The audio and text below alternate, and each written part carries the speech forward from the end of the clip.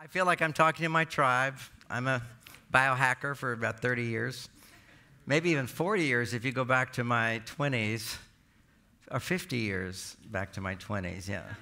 I'm 70 now, so 20s. So the 20s, I was a celibate Hindu monk. I am a master meditator. I want to mention, but I don't teach it. You know, you teach what you need to learn. So having been a monk, master meditator for 9 years, I was a personal assistant to Maharishi of TM. Who knows TM? Amazing biohack. I mean, really, there's a lot of them now out there, a lot of meditations and whatever. And I teach the best, which is my energy meditation. And you can, because it's the best, because it works with every other form of meditation. We're not going to do it now, but I want to mention my advertisement because I'll forget. Okay, I don't remember. I'm going to go into a trance and forget everything. I have no idea what I'm going to say. I rarely tell my audiences that. I must have given 10 lectures today if you see me nonstop talking. I've written 28 books, so I was talking from all those books. And so I got a few ideas I might share with you because I want to say something really practical for you. But here's the slide. It's I think it will be on here soon. But it's my energy meditation. It's $50. And what? 25 pounds. Okay, it's 25 pounds. So do come if you can Monday night, and I'm gonna give you a little experience of it. One of the speakers did my gig, which is fine. I've been doing this for years. We do bounce and shake, and actually we're all kind of tired after the day. So everybody stand up, and we do our bounce. Now, I have a whole talk to give while you're doing the bounce. Okay. My wife calls it bounce and shake. But don't need to shake too much. Okay. It's really what we're doing here is something NASA discovered, is that we're stimulating your lymphatic system and stimulating everything in your body through vibrating in the electromagnetic field of the planet. See, we are designed as human beings not only to walk around naked, we'll get to that later, but we're designed to walk for at least 4 hours a day. And not run all the time, by the way. If you're a Taoist, they say all these people jogging and running, and I'm not against it. We all are like some animals are like to run a lot, okay? So we have to realize we are different animals. But the Taoists, and I'm going to teach you about Taoism, sex and love and romance and John Gray ideas, lots of stuff today. And they basically say you've only got so much tread on your tires. Let your life be easy. A little willpower every couple of days, and when you exert yourself walking, is my ultimate body hack. And if you can't walk 4 hours, which I don't do, is this exercise here. Basically 10 minutes is close to 4 hours of lymphatic stimulation and vibrating in the field of the Earth's electromagnetic field. There's something called space sickness, and that's when you go outside of the Earth's electromagnetic field, they would get sick. We need to be grounded to the earth, and we need to move up and down inside of the earth in the field. So this up and down movement, and then you also have the up and down horizontal movement. That's called the bedroom activity. Something you won't see. Nobody's giving about sex as the ultimate biohack, but sex doesn't work for a lifetime unless you learn how to love. See, love, the purpose of sex, when you get a little bit more mature in life, is to realize sex is just this animal thing we do. You know, eating junk food is an animal thing, so we're not bad people for being animals, because we are animals, but we want to become divine animals. And the sex is ruled by the unconscious mind. That's your animal self, just automatic, right? So to bring the divine in it is to use sex not for pleasure, but use it to feel more love. Now, Bonnie, my wife of 34 years, I refer to her a lot. She passed on 4 years ago. But around 7 years of having great sex in my marriage, which we always had, but after this particular time, you know, when a guy can be a stud and fuck for quite a while, she has these big orgasms, then you kind of go, okay, feel very secure in yourself. And I said, wow, that was great. That's as good as it was in the beginning. And she says, John, that was much better. I said, why? And she said, in the beginning, it was great sex, but we didn't know each other. Now you've seen the best of me and the worst of me, and you still adore me. You ravish me. See, that's what marriage can be like if you're monogamous. Now, we're going to talk about monogamy for a minute. If you're having great sex, monogamy is freedom. If you're not, you're trapped in jail. I get it, okay? But everybody can learn how to have great sex. But first you have to learn how to love, particularly for men. We're horny, we want to have sex. Actually, what we want to do is go to our female side. She's our female side. We want to go over to our female side, and yet at the same time, be hard. You don't want to be soft making love to a woman. You got to be hard. So I thought about writing a book. I'm not going to do it because yesterday I was kind of a dream state and talking to everybody and being on jet lag. But I thought I would title a book called Steel Penis. Okay. No, Iron Penis. Because I was having breakfast with these iron guys. You know, they're talking about all their marathons, how far they can run, and jumping through things, and how muscles they have. I wanted to compete a little bit. So I said, well, do you have an iron penis? Can you do that for a marathon? My record's 18 hours of nonstop fucking. Can you do that? Okay.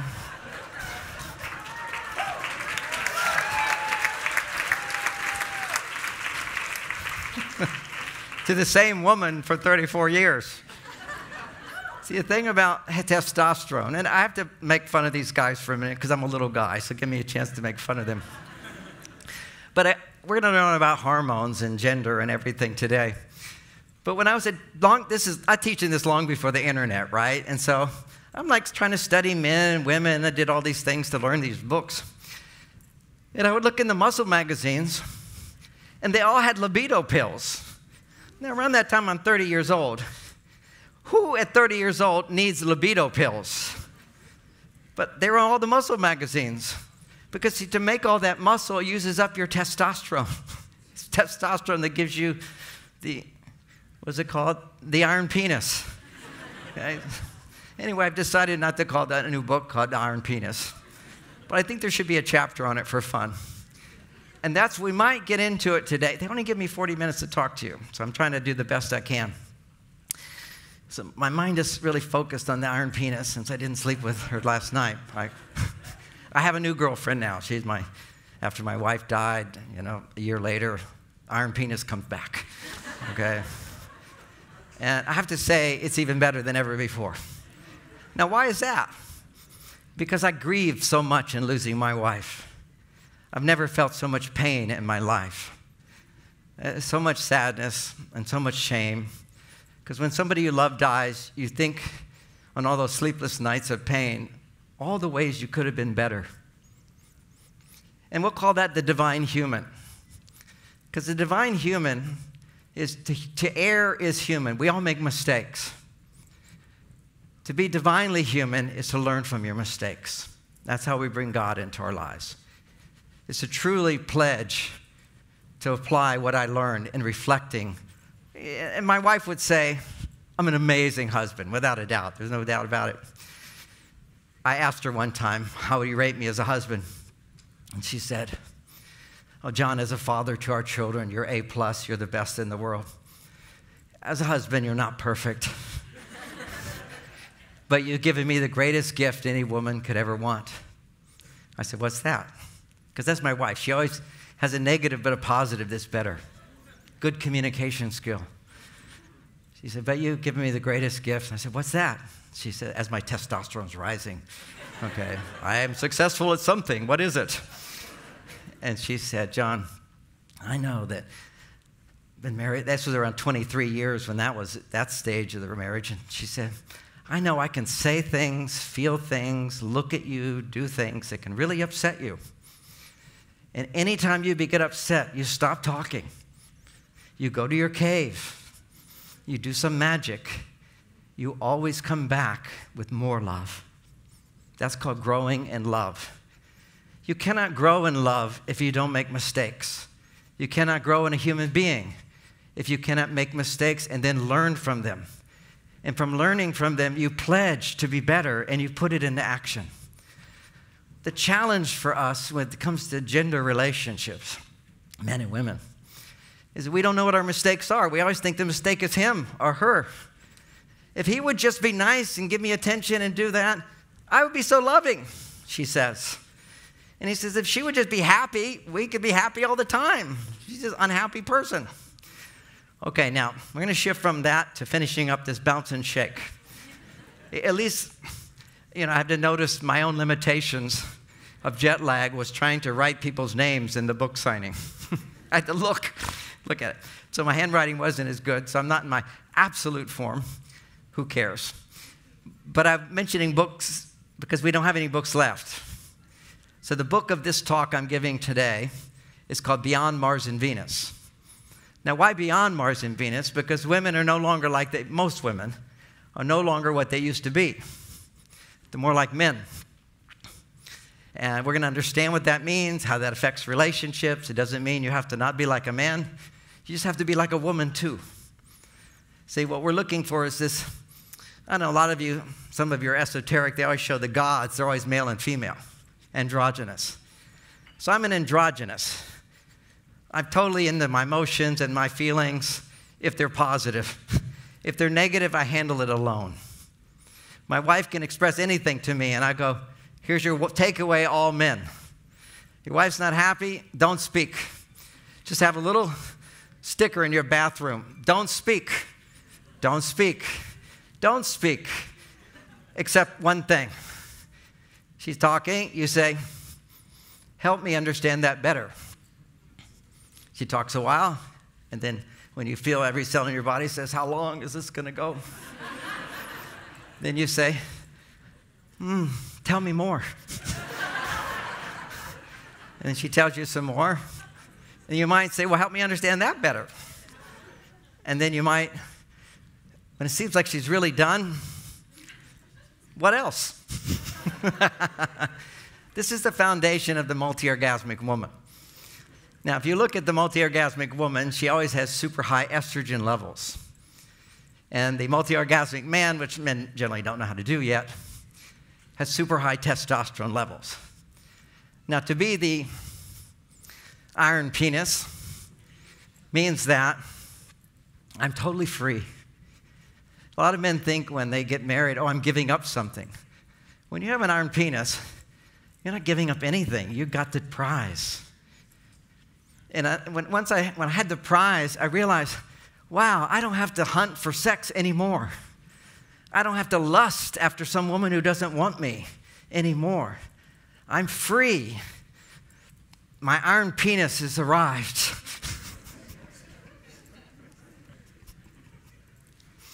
Oh, and now we're going to do a little exercise. Now, this is exercise. The reason I talk about it's so important, it's not muscular, it's just moving in the field. So if you go to China, Taoism, they'll do this. They keep their hands low when they do it. And in certain parts of China, they'll do a chop, chop, chop, shoulders down, chop, chop, knees slightly bent. Other places, particularly Africa as well, you go to the tribes there, they'll be around a fire. They're all just doing this, chanting some chant. We could try a chant. That even makes us more alive. We're going to sing do, re, mi, fa, sol, la, ti, ah. I decided to do that today. Normally I just go to the energy centers, but this is your brown basic chakra energy. We're waking up here. So, do.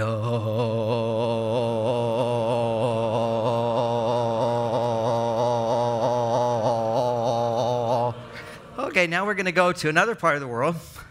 New Zealand, there's the Maori Indians, and they do a thing like this. And also, it's drummers are doing this too, all around the world. Long before we had all the machines for our body, right? And all the biohacks. This is the biohack, moving your body without stress. So do, re,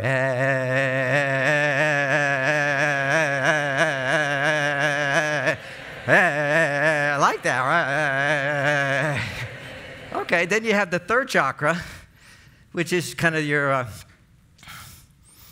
me center, your ego, so that's going to be me, okay? And you put your hands, basically you'll see the American Indians, they do a thing with their hands are out like this. And we're going to do the me with that one. We're at the third energy center. Me, me, me, me, me, me, me, me, me, me, me, me, me, me, me, me, me, me, me, me. A little paradox in life is women always, I see a lot of unhappy women who become happy after meeting me.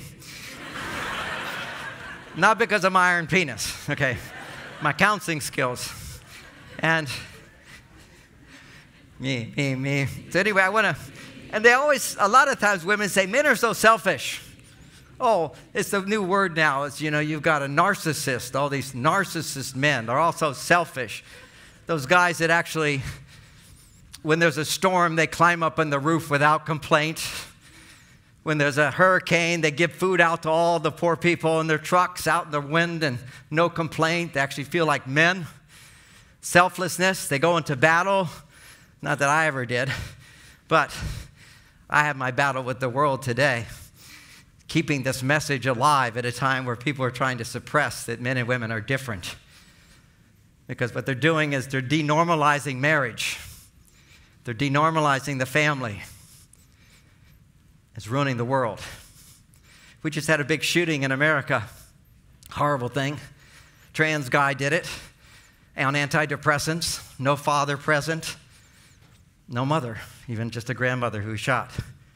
What's going on there? This is happening in the world, the breakdown of the family.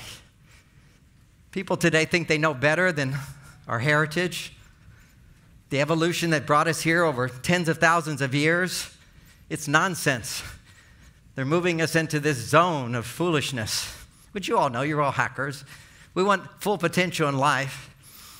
And what happens when you have a consciousness of the planet, which is going up and down? When it's going up, it's allowing you to experience it. As a human being, you have both a male side and a female side. And that's extremely confusing. Oh, this is the me. The point I was making was men are so me, and narcissistic. I, me, my. I, my, me, my. It's a Beatles song. I, my, me, my. Okay. But then I said, tell me the problems. And then she says, me. All the problems is he doesn't do this for me. He stopped doing this for me. I don't get this anymore. Me. It's not just men who are selfish.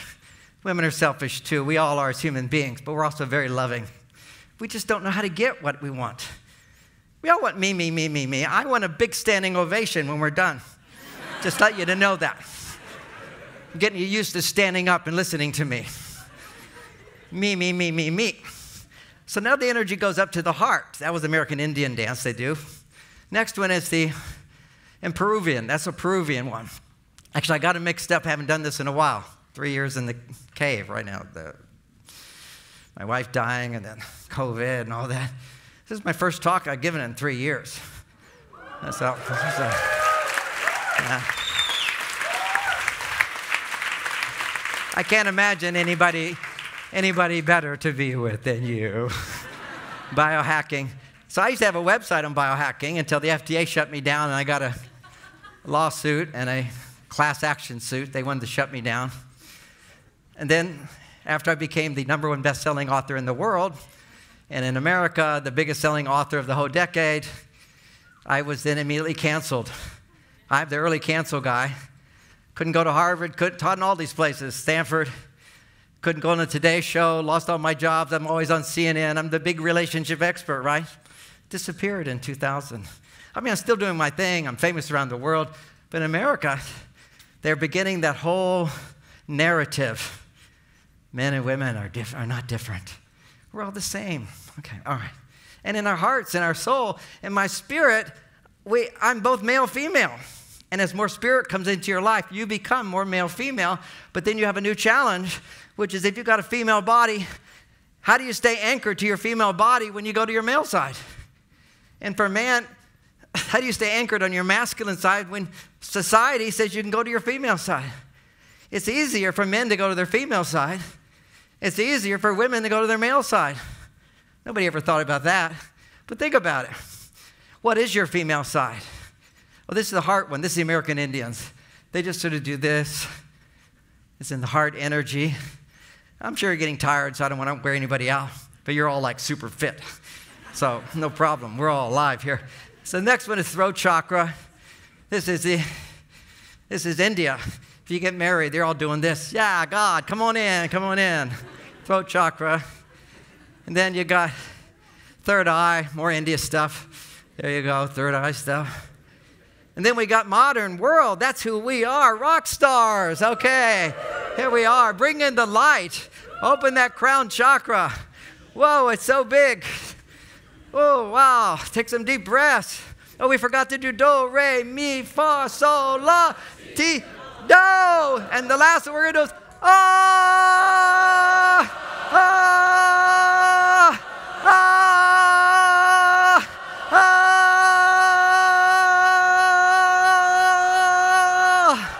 Oh, my God. You're so good. Oh, don't stop yet. Wait. Keep it up. Iron, steel, whatever it is.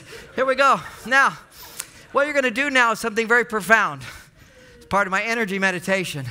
You're just going to, don't do it yet, but watch what I'm doing. I'm going to bring don't do it yet. Keep doing this. And then you're going to bring your hands down and feel the energy in your fingertips. Okay, bring them down. Feel that now. We're going to just feel the energy build. I'm going to do a prayer. God, our hearts are open to you. Come right now, fill us with light and love. Send your angels, all of our guardian angels. Activate our fingertips to feel your chi energy. Come. We're so grateful. Thank you. Feel that energy. That's the chi energy. That's the life force. If you're a Christian, that's the Holy Spirit. Come unto me. This is every tradition. This is a pranic energy and pranic healing from India. It's always been around. Shake your body a while, and then you feel the life force energy. We call on that energy to activate the channels of light and love in our bodies. Slowly raise your hands if you can feel the energy. Now, part of feeling that energy is simply bringing your hands into the air. It'll get more because what happens when you put your hands in the air, like we just did for a while, blood flow starts to drop down from the tips of your fingertips. So your body responds and it says, we need to send healing energy to our fingertips. And that's angels. That's life force. So now we're tuned into the frequency. Somebody was quoting Tesla today, which is energy, frequency, vibration. That's the foundation of it. What you're feeling right now is energy, frequency, which is our group consciousness, and vibration. And what we want to do is be able to bring that vibration into every organs of our body at will. Just turn it on so quickly. It's beautiful. And what will increase the energy now? Feeling in your heart what you want. Listen to your heart. What is it you want? I want to help the world. I want to be a better person. I want to live long and be an example of the iron penis. Inspire other men to have one too. I want to be healthy. I want to be vibrant. I want lots of money to help the world. I want my children to be happy. I want my new granddaughter to come out beautifully. What is it you're wanting? Just feel in your heart what you're wanting. And when you feel desire, you pull energy in. There you go. Calling upon the energy, coming in with my desire. And as you receive energy, after a while it will stop because you're not using it. So let's just take another position like this, hands out, and think about your children, your loved ones, or anybody who's scared and afraid or sad. And dear God, through me, send your blessings of comfort and ease. Comfort and ease to the people I love. And just feel in your heart, I love you. I wish you well. I love you. Feel that energy flowing through. Notice how it gets bigger when it's going out. You need to receive it, and then you give it freely. And the energy we're giving now is comfort and ease, love and light. Blessing others, blessing this planet. And now we'll hold our hands a little bit down like this, just for fun, a different movement, and hold the earth. Imagine the whole world, beautiful blue planet, spinning around and bringing in light from the cosmos, like you're some kind of magical being. filling the world with light and love, blessing the world, and thanking the cosmos, the source, the God, whatever you want to call it. Thank you for letting me bring light into this world, because all of you are light bringers. And some of you doubt that because you were born in dysfunctional families. And you think, well, why did I get this shit? And God puts his angels in the darkest places to bring the light. That's who we are. And it's through our overcoming the challenges of the monkeys on this planet and bringing in the divine that we help the collective consciousness of this planet take another step into this higher dimension that we're feeling now. So now take a deep breath. And we're done with that. We'll shake our hands together, give me a big applause. Already I'm getting a standing ovation. But that's only the first. Have a seat. Have a seat. Now you can tell I always have no idea of the time, but I know what will come through will be the right thing. So I want to share a few conversations I had at dinner. A really nice man. He said, I have this great relationship, but my partner is a bit needy and sensitive. So if I want to go surfing with my friends, she gets a bit jealous and says, I feel hurt. I feel hurt. And he says, well, I also have to do other things than just be with you. But that hurts me. Do you want to hurt me? If it hurts me, do you want to do that to me? And then he logically blows the conversation and says, well, if I don't go surfing, then I hurt. So do you want to hurt me? That's the wrong direction. But she's feeling hurt. And the problem, and I'm addressing this because it's come up in several other conversations, another woman who feels so hurt in her relationship and tells her partner, when you say that or do that, I feel hurt. Now, that's all good psychology, right? Isn't that the basic 101 psychology? When you do this, I feel hurt, and you're not supposed to take it personally because I said, when you do this, I feel, so now it takes the blame out of it. One of the worst things you can ever say to a man is when you said or did that, I feel hurt. Because what message did you just give him? We're talking communication here. You're a really bad guy. You hurt me. And he just wants to go surfing. Now, I'm not talking about a guy who beats you up. We're not in that zone here. We're talking about a nice, loving relationship where women have gotten used to this validation of tell your partner you're hurting. And that would be like validating men to say, get angry. These are the worst things you can do in relationship. So I just want to point out a little there's other mixes. So what could he have done in that situation? He says, I understand you feel hurt. You're missing me. She could have also said, it's a bit painful when you're away from me. I miss you so much. Can we schedule time together? Because what is hurt? It's not somebody beat you up. When you feel hurt, you feel you're missing out. I miss you. But what most of us do when we feel hurt? We pull away. We hold back our love. And now we're missing out more. And when you say to somebody, you hurt me, which has now become the woke word, everything offends me and hurts me. There was an old Chinese proverb called, to take offense, which also being hurt by something is to take offense, is to offend. And to tell a man he hurt you is to push his testosterone down, down, down. Well, it wouldn't be penis of steel, it would be banana penis. That's what happens. Men are being castrated by psychology. And then add to it more, you're feeling a bit unhappy in the relationship and you want to talk to your partner, but you don't feel safe because nobody taught you how to communicate to a man where you can be safe. Now, what does it mean to be safe? Well, you share, I'm kind of frustrated today at work. I did this foolish thing. I'm feeling a bit insecure. I'm wondering if you still love me. Anything like that. You don't want to say that because the man will say, of course I love you. Why are you saying that? Or you're making a big deal out of nothing. Or you shouldn't feel that way. Or I'll fix this. You don't have to feel that way. Or, but that's not what I said. See, these are all arguing, right? Everybody can relate a little to arguing. Now, where do arguments start? Arguments start and continue when women ask men what you're thinking and feeling. It would never happen. And arguments kill relationships. So let's just analyze. Look at what starts an argument. A woman. If you have nothing to argue with, men have no complaints. I'll tell you, I've done this 50 years, right? Man comes in, wants a divorce. I said, what's the problem here? He gives me one statement. She's never happy. That's all men want, is you to be happy. And ironically, your monkey part of you uses unhappiness to change him. You see, if you're, oh, I'm so happy you were late, he's not going to change. So you get upset. Oh, I'm upset you're late. And he says, okay, I'll try to remember. And then he doesn't remember. So what do you do as a monkey if you didn't hear the first time? You yell it. That's what monkeys do. They don't have communication, so if they're not getting what they want, they just get louder and louder. And women learn, don't be angry with men because men kill you. So then all you have is your complaints to get what you want and feeling hurt and feeling sorry for yourself and poor me, poor me, poor me. None of that brings out the best in him. And certainly his anger never brings out the best in you.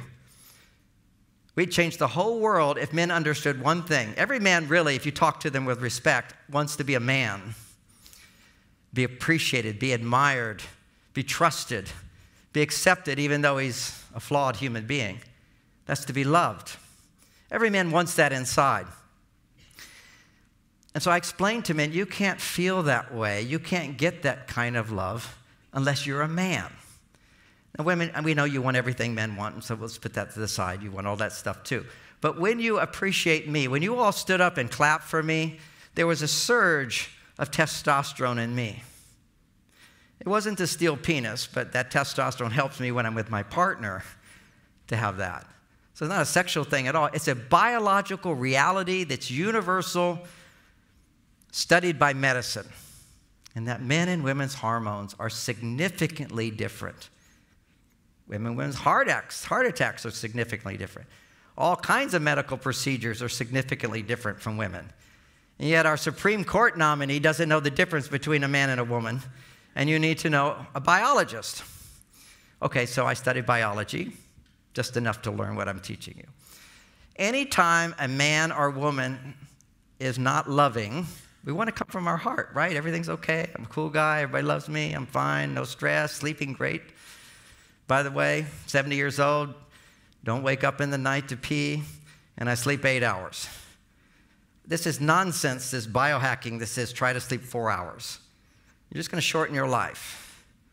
Everybody throughout history, third of the day, you sleep.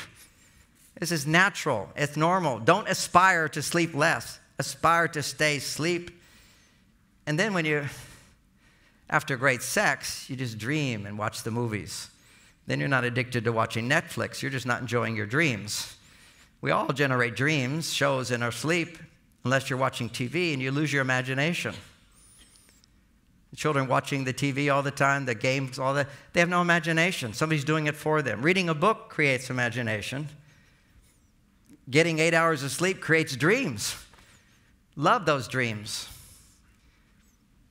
Movies all night long. Most of my dreams, I'm teaching seminars, but that's a fun thing for me. I love doing my work, which, by the way, coming back to the basics you walk away with.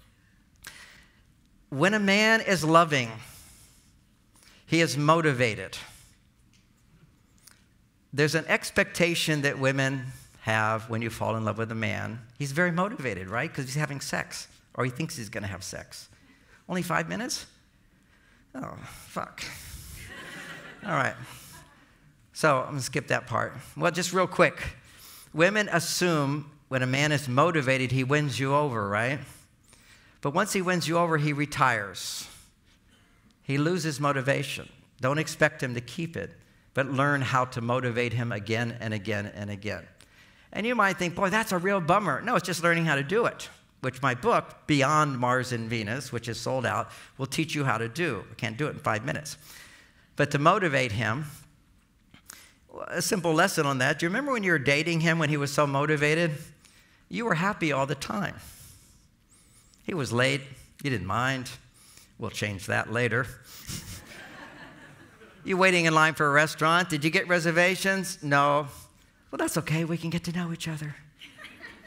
5 years later, you forgot reservations again. We have to wait in line. You see, it's not just men. They lose motivation, and men have the unrealistic expectation of women that you're always going to be happy. And I don't have to do much. All I have to do is call you and plan a date, and that makes you happy? Well, now I'm working hard to buy things for you. That's what bigger. And she's less happy.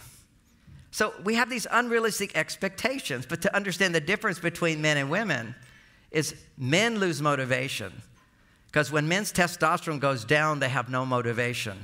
Testosterone is not a major player in women, even for your sex drive. When your estrogen level peaks 20 times higher than a man's, you're having an orgasm. Prior to that, your testosterone automatically rises.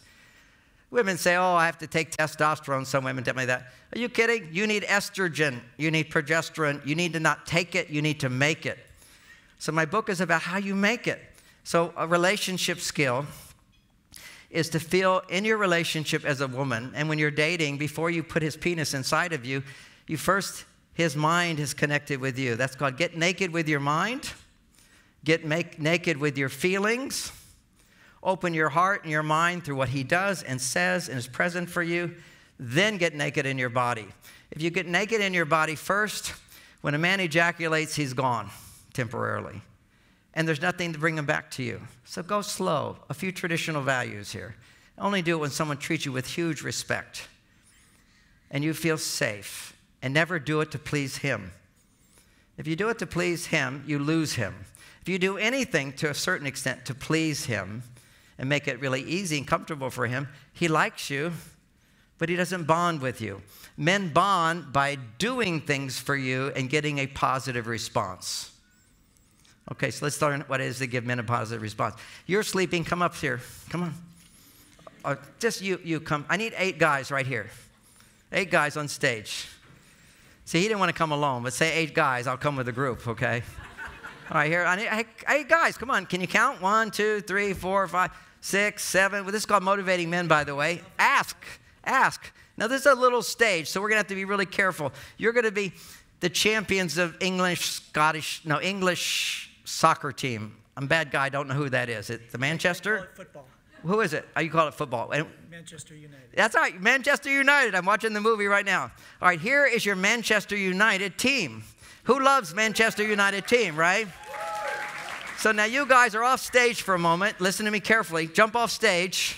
You're going to go off stage. I'm going to introduce Manchester champions. I want everybody to know what happens here. This is the Manchester champions. I'm going to introduce, ladies and gentlemen, here are the Manchester world champions. Now, hold on. And then they're going to come up on stage to receive your applause, right?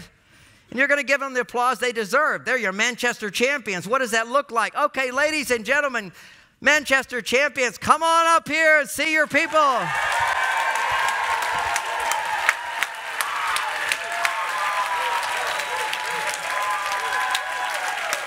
Okay, pause. Okay. Yes. Okay, that's about 25% of what they deserve. Go off stage again. I want 100% participation, otherwise you get nothing out of this. Notice how good you feel right now. You feel so good because women, you're appreciating a man. That's the most important thing for you to feel good is appreciate a man. So this Manchester champions, ladies and gentlemen, give them what they deserve. They're the world champions. Let's see it. Let's see it.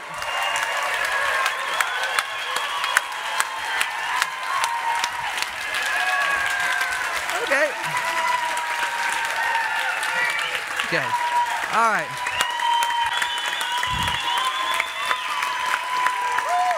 Thank you. Bow. Thank you. Big bows. Let me see the bows. Bow. Okay, guys, off the stage. You feel fantastic. It's a highlight of your life. That's why men kill themselves to get that. If you have a happy wife, you're getting it every day. That's what creates the steel penis for a lifetime. We men need testosterone, and it just surged. And right now, every woman who was clapping, your estrogen levels are surging. You're glowing. When you appreciate a man, you win. And when he does something for you, which is to validate your feelings, to care about you, to take time to listen to you, don't speak, men. If you're angry, you need to know your estrogen levels are flaring and your testosterone's going down. Anger is the stupidest thing, the most stupid animal thing we do as men is we get mad, we growl, we get upset. That's dirt. That's your bathroom stuff. get in the bathroom and deal with that. Don't show her. If you have it, you just simply be nice about it. You say, look, I need to think about what you're saying, and I'll be back. The Terminator, I'll be back. You be back. You come back. And when you come back, you show more love and more affection and do nice things for her. One practical tech. I only have 5 minutes, right? So I'm squeezing a whole bunch of things in here. Sorry, it's so much more that I teach. What was that? What was that? Okay, 1 minute. This is called, not mine. It's just,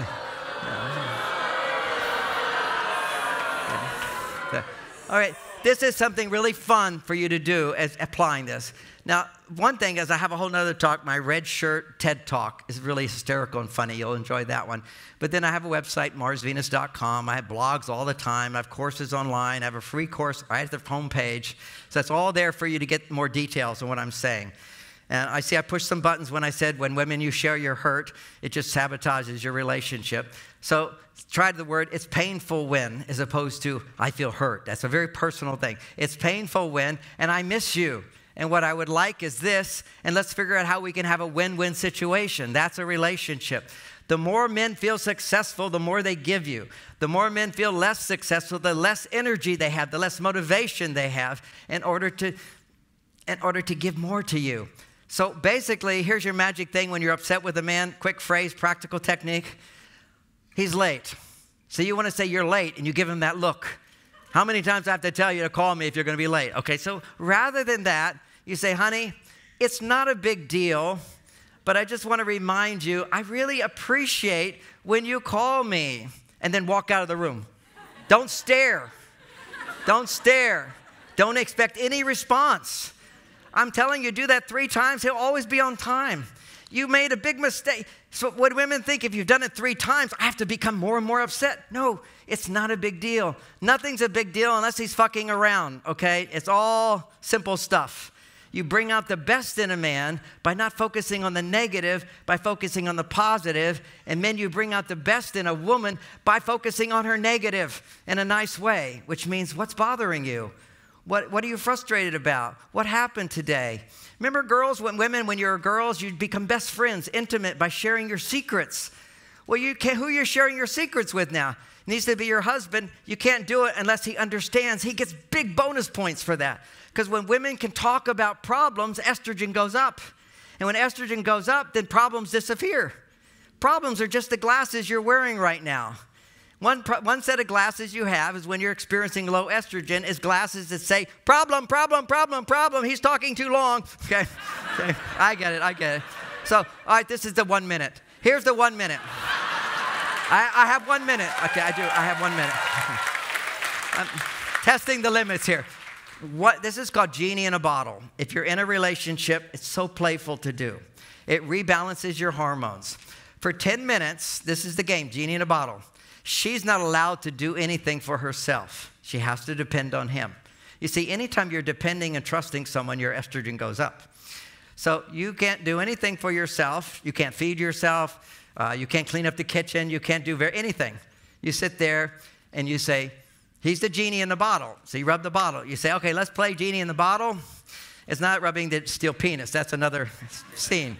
But here, he's going to he's the super maitre d'. He's your genie. He's all powerful. He's Superman.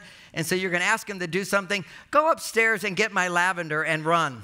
Yes, ma'am, right away. He runs upstairs. Superman is there. He's there. He got his lavender. He brings it down. What would you like me to do now? And you say, I'd like you to take off my shoes. Oh, okay, I'll take off your shoes. Now I'd like you to take some of that oil and put it on my right foot. And give me a nice little massage. Oh, give me more on my big toe. Oh, a little bit more right at the ridge there. That's good for my digestion, whatever you want. So you're giving him commands. Anytime you can give a man commands and he has no resistance like he's being controlled or like he's not good enough, why are you telling me to do more? No, it's a game. You get to ask for what you want, anticipating 100% he will jump to it, like now. And then you might say, oh, clean the dishes. Oh, yes, ma'am, I'll be your slave. Go and clean the dishes. He's cleaning the dishes. Now, here's the only rule you can't break. Or this is the rule. When he's cleaning the dishes, you don't say, see how nice that looks? Would you always do that? You can't take out of that 10 minutes. He needs to know within 10 minutes, I can give instructions, she can give me instructions, I can do it and be it done in 10 minutes, and I'm the hero, I'm the genie.